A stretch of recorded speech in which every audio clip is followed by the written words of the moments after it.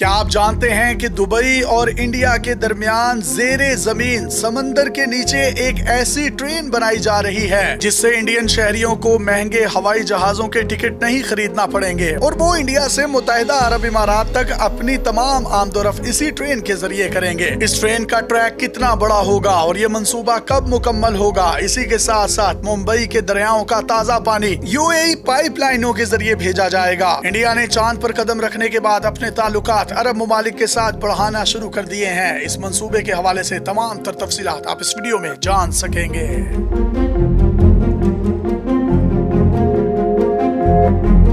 ये नवंबर 2018 की बात है। अबू धाबी में यूएई इंडिया कॉन्क्लेव जारी था। इसी दौरान नेशनल एडवाइजर ब्यूरो के एमडी ने एक हैरानकुन ख्याल पेश करके सबको सोचने पर मजबूर कर दिया। ये ख्याल था कि मुंबई और इमारात को एक अंडर वाटर ट्रेन के जरिए जोड़ा जाए। इमारात से इंडिया को पाइपलाइनों के जरिए तेल सप्लाई किया जाए। मुंबई के दरियाओं से ताज़ा पानी इमारात भेजा जाए। इसके अलावा अंडर वाटर ट्रेन के जरिए मुसाफिरों को भी लाया और ले जाया जाए। जिस वक्त ये मंसूबा पेश किया गया तब national advisor bureau iceberg project में मसरूफ था।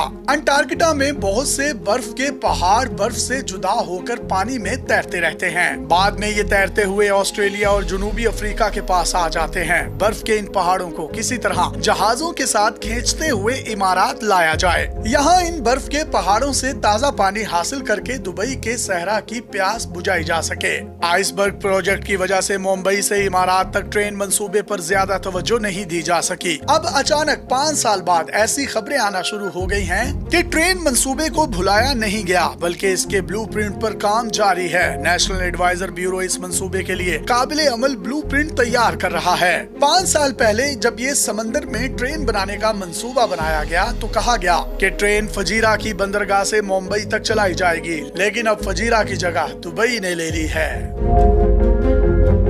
इस मंसूबे के तहत मुंबई से दुबई तक ज़ेरे जमीन ट्रेन की लाइन बिछाई जाएगी। इसमें तेज रफ्तार तैरती हुई ट्रेन चलेगी। इससे पहले कुछ जगहों पर समंदर के अंदर ट्रेनें चलाई जा रही हैं। इस ट्रेन की खिड़कियां शीशे की होंगी जिससे लोग समंदर के नजारे भी कर सकेंगे। मुत्तहिदा अरब इमारात में अमाराती आबादी सिर्फ 11.5% है। बाकी तमाम लोग दूसरे मुल्कों से यहाँ काम करने के लिए आते हैं। यहाँ पर सबसे ज्यादा आबादी इंडियंस की है जो कि इसकी कुल आबादी का 38% बनती है। अगर ये ट्रेन मंसूबा कामयाब हो जाता है तो इंडियन शहरियों को जहाजों के महंगे टिकट खरीदने से निजात मिल जाएगी। जो रेलवे लाइन बिछाई जाएगी वो सिर्फ मुसाफिरों को लाने और ले जाने के लिए नहीं होगी बल्कि इससे तजारती सामान की मुंतकली भी की जा सकेगी।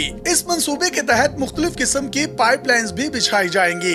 इन पाइपलाइनों के जरिए इमारात से इंडिया को तेल भेजा जाएगा, जबकि मुंबई शहर के शुमाल में वाक़या दरियाए नर्मदा से साफ पानी हासिल किया जाएगा और ये साफ पानी इन्हीं पाइपों के जरिए मुंबई से दुबई तक पहुंचाया जाएगा। अरब ममालिक तेजी से इंडिया के करीब होते जा रहे हैं। सितंबर में G20 सरबराही इजलास में भी इसका नजारा देखने को मिला जब चीन के बेल्ट एंड रोड मंसूबे के मुकाबले में एक बड़ा राहदारी मंसूबा पेश किया गया। इस मंसूबे के तहत इंडिया को ट्रेन और बंदरगाहों के जरिए यूरोप के साथ जोड़ा जाएगा। इंडिया से तजारती सामान बहरी जहाजों में अमारात की बंदरगाहों पर पहुँचेगा। यहाँ से इस सामान को ट्रेन पर लादा जाएगा। ये ट्रेन अमारात से सऊदी अरब और उर्दन से होती हुई इसराइल में दाखिल होगी। यहाँ से तजारती सामान को दोबारा बहरी जहाजों पर लादकर बहराए रूम के जरिए यूरोप भेजा जाएगा। अगर ये मंसूबा कामयाब हो जाता है तो इंडिया अपने 40% वक्त को बचाकर अपनी तमाम चीजों को एशिया से यूरोप की मंडियों तक पहुँचा सकेगा। दुबई और मुंबई के दरमियान ट्रेन के ट्रैक तो बिछाए जा रहे हैं, लेकिन अगर ये मंसूबा बन जाता है तो ये इंतहाई पेचीदा और महंगा मंसूबा होगा। ये तकरीबन 2000 किलोमीटर का फासला बनता है जो कि ट्रैक की सूरत में दुबई और मुंबई के दरमियान ट्रेन की लाइनें बिछाई जाएंगी, जिसमें पाइपलाइनें तो बिछाई जा सकती हैं, लेकिन ट्रेन चलाना खासा मुश्किल काम होगा और वो भी पानी के अंदर।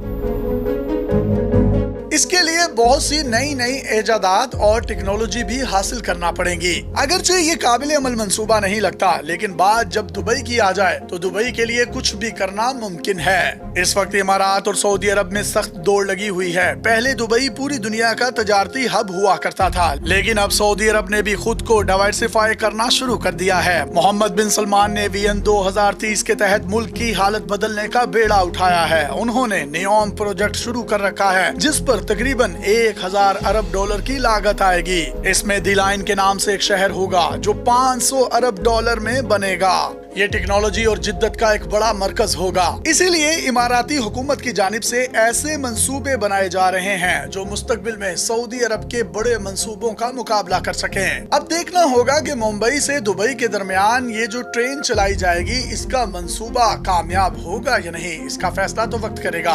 अपने मेजबान यासिर शामी को पाकिस्तान के सबसे बड़े digital media network daily Pakistan से इजाजत दीजिए और देखते रहिए डेली पाकिस्तान। अल्लाह हाफिज।